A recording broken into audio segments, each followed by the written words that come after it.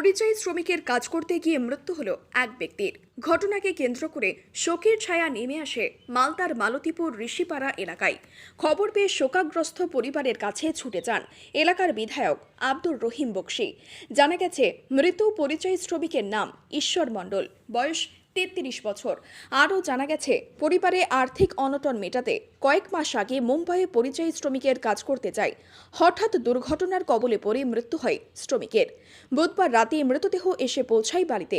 দেহ আসতেই কান্নায় ভেঙে পড়েন পরিবার পরিজন, পাশাপাশি শোকের ছায়া নেমে আসে গোটা এলাকা জুড়ে।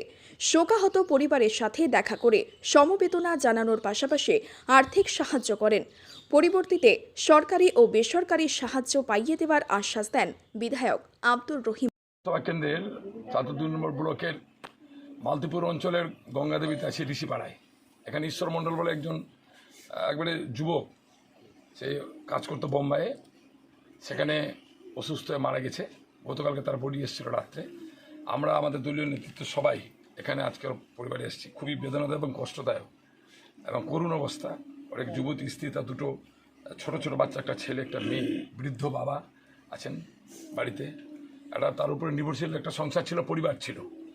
আজকে তার অকাল মৃত্যুতে পরিবার এক পথে বসে গেছে ঘরে। আমরা তাদেরকে আশ্বস্ত করেছি সমস্ত ধরনের সহায়তা করবে আমাদের দল। আমরা সাথে থাকবো। পঞ্চায়েত